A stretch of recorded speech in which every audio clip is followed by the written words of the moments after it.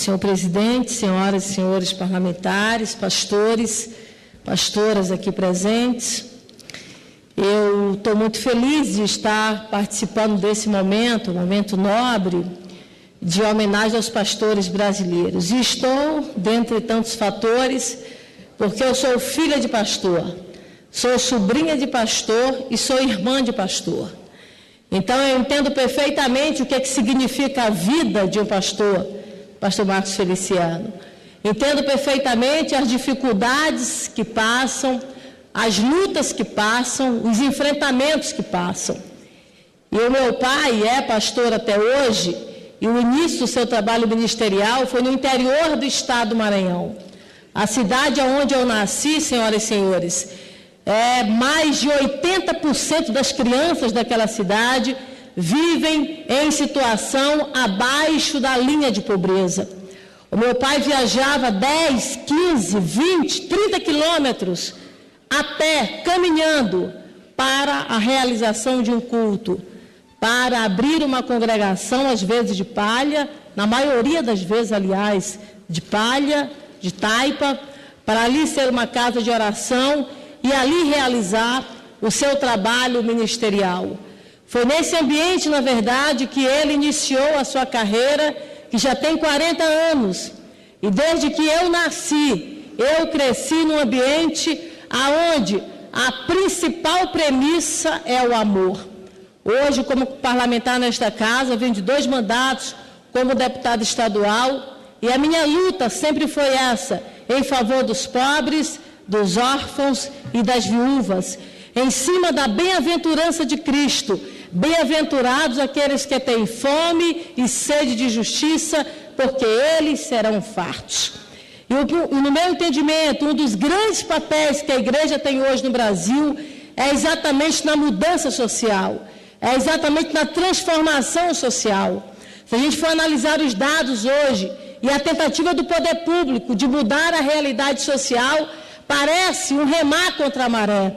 Parece uma tentativa que não se tem resultados. Os dados apontam, por exemplo, na política antidrogas, 3,6 bilhões de reais de 2011 a 2014, na tentativa de reduzir os indicadores do consumo e do tráfico de drogas no Brasil, e que, infelizmente, o que a gente sabe é que cresce dia após dia.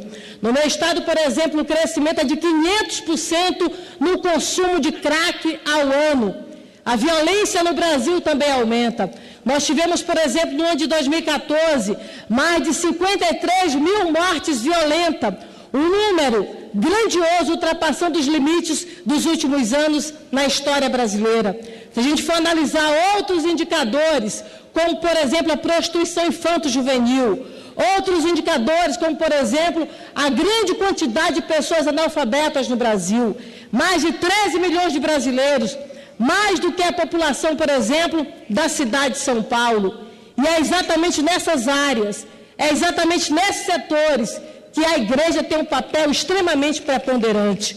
O trabalho, por exemplo, da literatura cristã, da Bíblia, da escola bíblica dominical e de toda a literatura que é utilizada, reduz de uma forma significativa os indicadores de analfabetismo, por exemplo, dentro da igreja evangélica. Da mesma forma, por exemplo, quando o governo tenta recuperar e ressocializar o interno, algo em torno de R$2.000 a R$3.000 por cada detento mês no Brasil, a igreja já faz isso através de uma de suas prerrogativas que lhe é peculiar, assegurada pela Constituição Federal, através do trabalho de capelanias, inclusive, dentro dos espaços de internação, seja de ordem civil ou militar.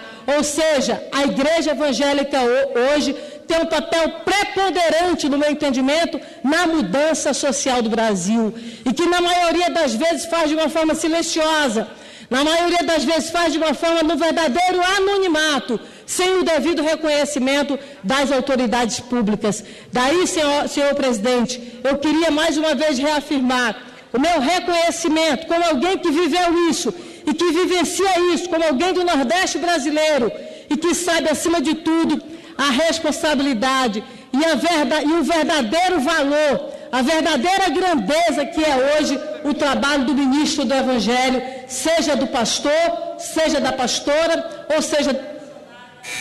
já finalizando, presidente, ou seja, da missionária para a reestruturação e mudança do Brasil. Fica, portanto, os meus cumprimentos aos pastores brasileiros, especialmente ao meu pai, Nelton Gama. Queria cumprimentar também a todos os demais pastores brasileiros, em nome dos pastores Pedro Aldir Damasceno, do Estado do Maranhão, e em nome do meu pastor José Guimarães Coutinho, que é o nosso pastor da Assembleia de Deus em São Luís do Maranhão. Muito obrigada, presidente.